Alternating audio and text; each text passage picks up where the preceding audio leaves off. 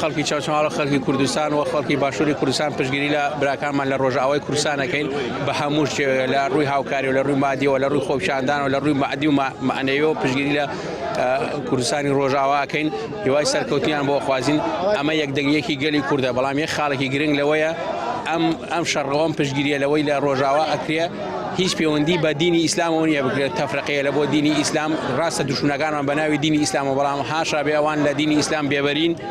ئەمە خاڵێکی گرنگە چکەم ئەو خاڵە دوشمنەکانی ئێمەیانەوێت دینی ئیسلام لەبەر چاوی ئێمە ناشرین بکەن وەر دژی ئەوانەوانە هەر لە دین تێنەگەیشتنەوە بۆیە واڵێن ئەوە کۆمەڵێکن حاقیدن دژی دینی ئیسلامەیانەوێت دینی ئیسلام لەبەر چاوی خەڵک بکەن چۆن سەدام حوسێن سوورەتی ئەنفالی کوردی ئەنفال کرد بە ناوی سوورەتی ئەنفالەوە یان یەکەکانی سەربازی بە ناوی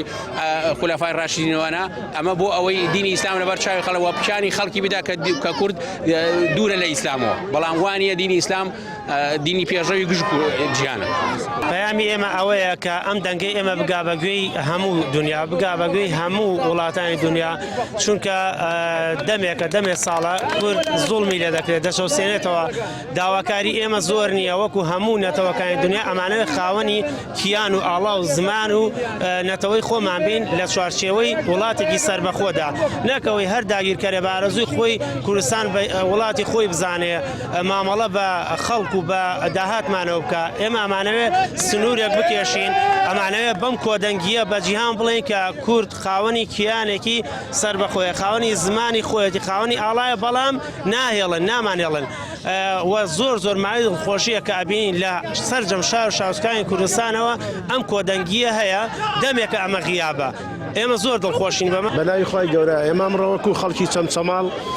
هاتوین بۆ خۆپیشاندان بۆ پشتیوانی لە خوشک و براکانمان لە ڕۆژئاوای کوردستان چکە کوردستان هەر یەکە باشوور ڕۆژهەڵات ڕۆژاوا هەموو یەکە لە ئێمە بەنسبەت ئێمەوە بەنسبەت ئەوەیش کە لە هەندێک شوێنەکان هەندێک دروشم کە بەرزەکرێتەوە بەڕاستی ئەوە تعبیر لە ڕای هەموو خەڵکی کوردستان ناکات چکە بمانێ نەمانێ خەڵکی کوردستان لە ساڵ 95 ئاینی موسڵمانە بۆیە بەس تعبیر لە ڕای ئەو کەسانە خۆیان دەکەن من پێم باش نییە ئەمە قەزەیەکی نیشتیمانیە نەک ئاینی